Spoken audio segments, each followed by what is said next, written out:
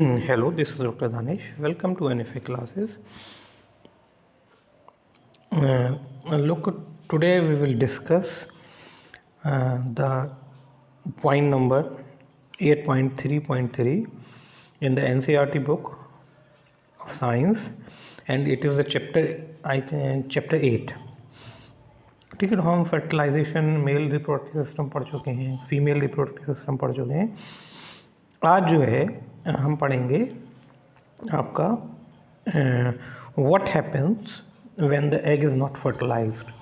इसमें मतलब जैसे मैंने आपको बता दिया था कि एग का जो ओवुलेशन होता है, ओवुलेशन का मतलब होता है रिलीजिंग ऑफ एग. जो गर्ल्स में या वुमेंस में होता है वो जो उनका मंथली एक टाइम होता है उसमें 14वें दिन होता है. ठीक है, 14th डे होता है. तो इसमें ये कह रहे हैं, और आपको मैं पिछली बार बता चुका हूँ कि जब एग फर्टिलाइज हो जाता है कहाँ पे होता है, ओविडक्ट में या फैलोपियन ट्यूब में होता है. वहाँ से ये फर्टिलाइज होके जाइगोट बनाता है. जाइगोट एक सिंगल सेल है. फिर वहाँ पे देखिए ये बना हुआ है, यहाँ पे मैंने आपको दिखाया भी है फर्टिलाइजेशन होते हुए. तो यहाँ पे ये फर्टिलाइज होता है, देन जाइगोट बनता है. Zygote is a single diploid cell. उसके बाद फिर इसमें मल्टीपल माइटोसिस डिविजन्स होते हैं जिससे ये कन्वर्ट हो जाता है एम्ब्रियो में. एम्ब्रियो क्या होता है? अ मास ऑफ सेल्स, बहुत सारी सेल्स का एक मास होता है, और ये इसी ट्यूब में हो जाता है.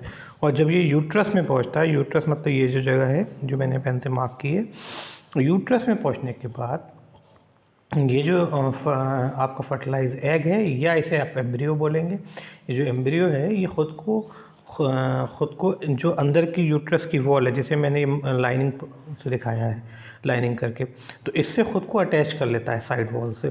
ठीक है, और अम्बिलिकल कॉर्ड जो होती है, जो आपकी प्लेसेंटा जो होता है, उसके थ्रू ये अपने आप को जोड़ लेता है माँ के यूट्रस से.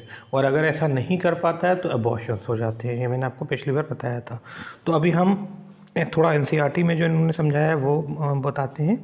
फिर मैंने ये जो फ्लो चार्ट बना रखा है, पूरा एक डायग्राम बनाया है, फ्लो चार्ट बनाया है, ये आपके नोट्स हो सकते हैं. आप इसी फॉर्म में अपनी बुक में लिख लेंगे. These are the notes for this topic. ठीक है. So if the egg is not fertilise it lives for about 1 day. तो एनसीईआरटी आपकी ये कह रही है कि अगर एग फर्टिलाइज नहीं होता है, यानी कि यहाँ पे जो कंडीशन में फर्टिलाइजेशन की दिखा रहा हूँ, इट डजंट अकर, मतलब यहाँ पे स्पर्म नहीं आया और ये फर्टिलाइज नहीं हुआ, अनफर्टिलाइज रह गया, तो ये सिर्फ 1 दिन तक रहेगा जिंदा ओवुलेशन के बाद. और 1 दिन के बाद ये खुद ब खुद इसकी डेथ हो जाएगी. ठीक है. और क्या करेगा ये पहुंचेगा यूट्रस में. यूट्रस में खुद को, क्योंकि ये एम्ब्रियो में कन्वर्ट नहीं हुआ है, तो खुद को ये अटैच नहीं करेगा एंडोमेट्रियम से या यूट्रस की इनर वॉल से. और ये जो अंदर की जो आपको लाइन पड़ी हुई, जो लाइनिंग वाली जो आपको लेयर दिख रही है, ये जो थिक और स्पंजी लेयर्स होती है, इट विल ब्रेक. तो जब ये ब्रेक होगी तो फिर ये म्यूकस और ब्लड, इसके अंदर क्या ब्लड की बहुत सारी सप्लाई होती है, न्यूट्रिएंट होता है, और ये लेयरिंग होती है. लेयरिंग मतलब mucus.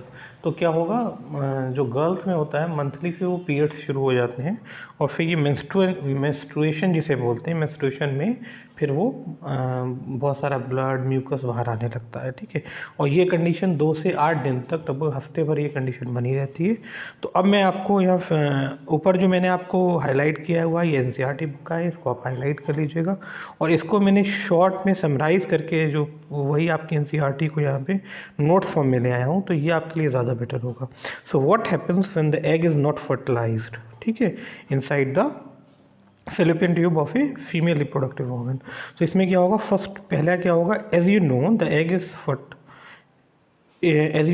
Is fertilised in fallopian tube या ओविडक्ट. ये आपको दिख भी रहा है, मैंने डायग्राम बना दिया है कि देखिए ओविडक्ट में एग फर्टिलाइज हो रहा है. ठीक है. अगर ये फर्टिलाइज होगा तो मैंने बता दिया फिर ये देन ये सिंगल सेल आपकी जाइगोट बनेगा. जाइगोट में फिर मल्टीपल डिवीजन्स होंगे, जिसकी वजह से ये एम्ब्रियो में कन्वर्ट होगा. एम्ब्रियो जो है इस कंडीशन में आते आते पहुंच जाएगा आपका यूट्रस में. और यूट्रस की जो इनर स्पंजी वॉल्स होती हैं, जो थिक वॉल होती हैं, ये खुद, जिसमें ब्लड की और न्यूट्रिएंट की सप्लाईज होगी, ये खुद से अपने आप को इससे अटैच करेगा ताकि इसको न्यूट्रिशन मिल पाए, ऑक्सीजन मिल पाए, और अपने वेस्ट को ये डिस्पोज कर पाए जब ये फ्यूटस में बदल जाएगा. ठीक है. तो अब हम क्या देखते हैं, तो एक तो ये कंडीशन थी, अगर ये फर्टिलाइज होगा तो ये होगा। इफ़ फर्टिलाइजेशन डजंट अकर, नहीं होता है अगर, यानी कि कोई भी लेडी है उसने सेक्सुअल इंटरकोर्स नहीं किया है और या फिर मैरिड नहीं है, तो फिर क्या होगा, if fertilisation doesn't occur, fertilisation नहीं होता है, the egg will live only about 1 day. ठीक है, वो तो मैंने आपकी एनसीईआरटी से ही पढ़ा भी था। ठीक है, एक दिन ये सिर्फ जिंदा रहेगा और होगा क्या, now the thick and spongy walls of uterus containing blood and nutrients will break and come out of the vagina। Vagina से ये बाहर आने लगता है ब्लड, और आपका जो ब्लड की सप्लाईज हैं, जो उसकी जो लेयरिंग्स होती हैं, न्यूट्रिएंट्स होते हैं, बाहर आने लगते हैं। And this process occurs monthly, so it is called menstruation. और ये गर्ल्स में मंथली होता है प्रोसेस, तो इसे मेंस्ट्रुएशन कहते हैं।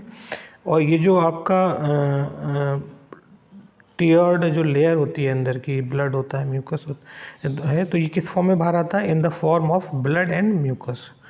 तो ये जो भी मतलब आपका है, come out of the vagina in the form of blood and mucus. तो ये जो भी ब्लड होता है, न्यूट्रिएंट्स होते हैं ये, और वो जो लेयर होती है उसकी यूट्रस की इनर, वो सब ब्लड और म्यूकस फॉर्म में बाहर निकलने लगते हैं वेजाइना से, और इसे हम मेंस्ट्रुएशन बोलते हैं। मेंस्ट्रुएशन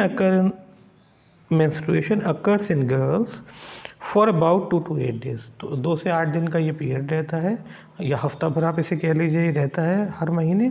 तो उसमें जो है, और मेंस्ट्रुएशन का होना मतलब ये होता है कि कोई भी लेडी या कोई भी गर्ल जो है वो नई जनरेशन को लाने के लिए प्रिपेयर्ड है, तैयार है। ठीक है, आगे क्या होता है, if the egg is fertilise, अगर एग फर्टिलाइज हो गया होता है, जब ओवुलेशन हुआ और एग फर्टिलाइज हो गया वहाँ पे फैलोपियन ट्यूब में, तो क्या होगा, no menstruation will occur, menstruation नहीं होता है, and it will indicate pregnancy in a women.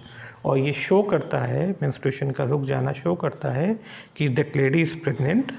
Okay, तो ये बस इसमें दे रखा है कि अगर मतलब एग फर्टिलाइज हो जाता है तो मेंस्ट्रुएशन रुक जाएंगे, मंथली जो पीरियड्स होते हैं वो रुक जाएंगे। और अगर ये फर्टिलाइज हो जाता है तो